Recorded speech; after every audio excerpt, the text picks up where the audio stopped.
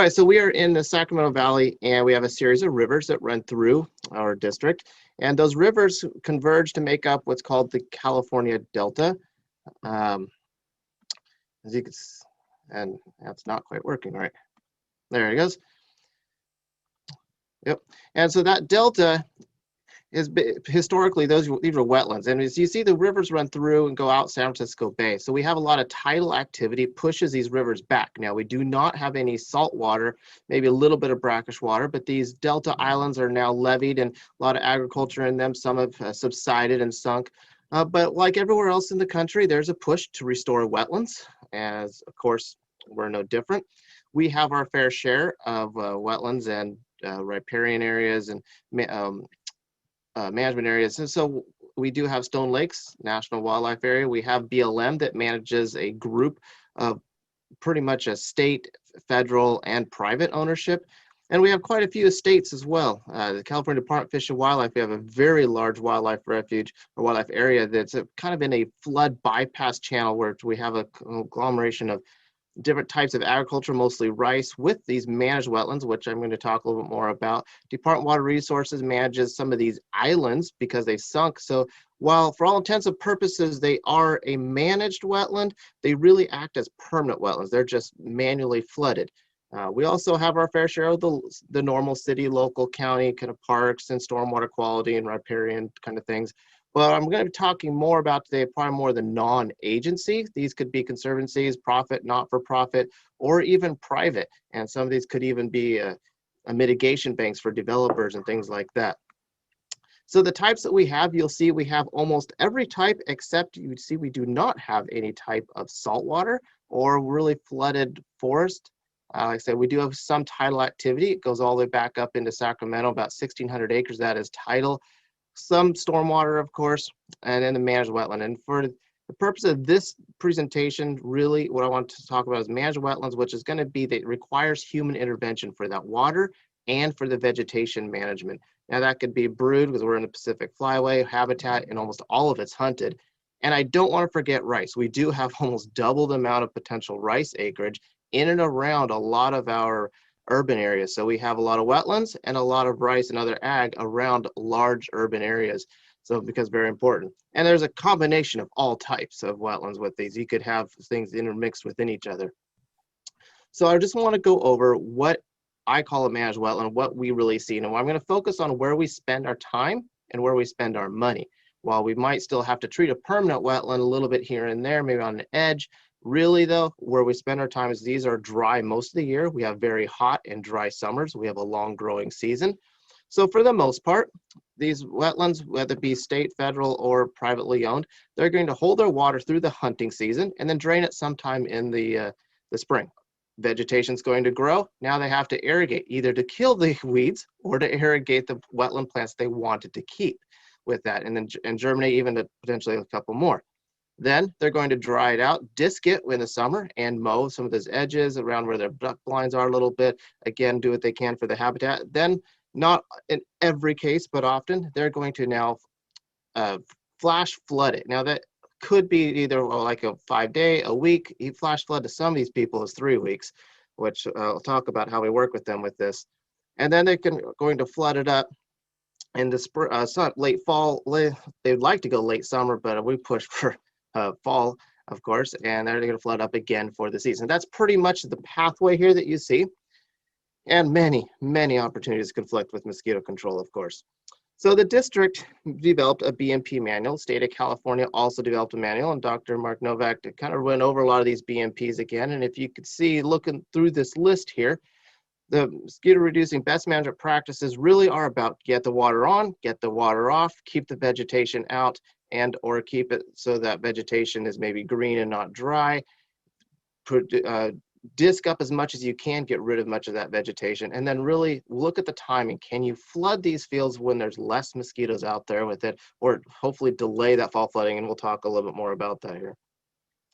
So as I go through it, I'm dealing with a new wetland, like brand new being developed, or a new ownership or new manager, something like that. And that does happen from time to time.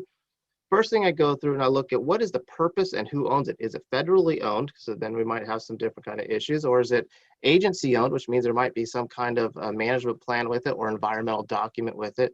But if I know what they're trying to accomplish with it, then I can help them with it and I understand where we fit in with it. And I'm looking at how fast it can flood again and what's the availability of it. Can we get mosquito fish and other predators out there? And then what's the sizing? Now we have wetlands that are some well over 3,000 acres, the entire ranch. Some we have ones over 10,000 acres. So then I'm looking at individual wetland cells. How big are these? Can we get all around them? Can they maybe flood a 30-acre one? How do we treat it? We have ponds that are 300-400 acres in size. We're not going to treat that by ground. We don't have helicopters available to us, so we have to look, how do we treat these things? And what does the management plan say in there? How long is that water there for? How many irrigations they're going to be doing if they have one? I always push them to management plan, and if I can help write it, even better. And then what kind of limitations, if any, to mosquito control, say if it's kind of a mitigation or a conservancy or something like that.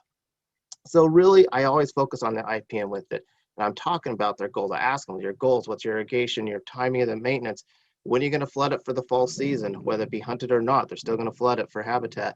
And then I say, these are the costs. If you do it like this, here's what the costs are for mosquito control. And I start asking them, well, what kind of BMPs could you put in? And then I help them with it. I do as much as I can to help them and spur that with it. Imaging, I'll talk a little more about imaging here in a minute, and helping with the mowing of it.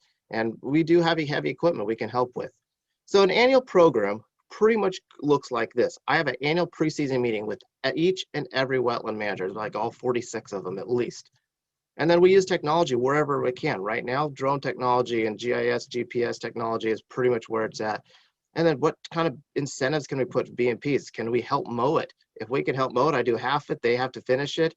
And we really encourage this vegetation and we delay that fall flooding, we'll talk about in a minute. And we help them with these BMPs.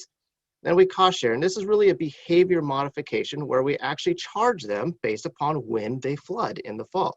So the way this looks, if they flood anytime before October 1st, we charge them for a percentage of the treatment cost, not airplane costs or anything, just the cost of the product. Again, these are hundreds of acres, a lot of these managed wetlands. So if they flood mid-September or earlier, they pay 100% through October 7th. And that goes in 7-day increments till October 1st. If they flood October 1st, we do not charge them. The reason being, hunting season usually starts the 3rd week of October, goes through the end of January. We have a single hunt, it's not a split hunt here. And we know it's still pretty hot usually first week, a couple weeks of October, but it cools down, shorter day length, the back end of October. So what we're really after is get the flooding later, we have less issues. Now, I want to show what some of this imagery looks like and what we do, and it kind of makes sense of how we look at these wetlands. Of course, you can use Google Aircraft is what it looks like. Here's a wetland. They had some 2-acre test cells. They want to make into a new wetland this year. So we decided to take our drones. We fly it. And you see here, you'll have pictures that are flown in an autonomous manner. So it's in a controlled exact line there. Each picture's overlapped. For our case, we ran it through drone deploy, stitch it together. Now here you can see, you have some wetland features. You can't tell exactly what they are, where they are exactly, but you kind of know, say that this had water on it. You know where to look or where not to spend your time looking. And what type of product? Is it open water or is it vegetation? So we do this on many, many of our wetlands, if not most, every year, multiple times a year, looking at to help the technician out. Now we can run a digital elevation model, click at a button. You see there's features here. So the darker the color and the blue, the deeper it is, the lighter the orange, the higher it is. Okay, now we know we have wetland cells. Now we can map it, see exactly how many acres to tell that technician you have a new wetland, here's where it is, what it looks like.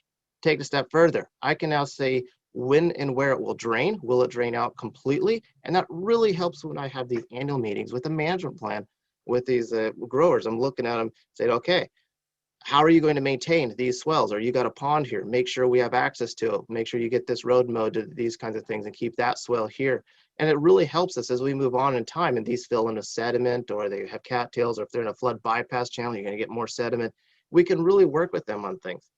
Now, I mentioned with the cost share program, while we charge based upon the date they start flooding through October 7th. So what I've started doing is I take pictures on the kind of the day after or the day of those key dates there. So now I have a date stamped image of exactly what was flooded, how much was flooded, and really what we need to do for treatment. It kind of just tells the story right there with it. And then there's just no argument about it. But again, we can use these pictures come the next spring in our meetings with them. So I always get questions about how do you apply the product? And of course, we can do the ground treatments. Argos are not that effective really in the long term, just because of the amount of vegetation and the amount of cleaning. We use a lot of aircraft, a lot of ag cats. We do not have a helicopter, unfortunately.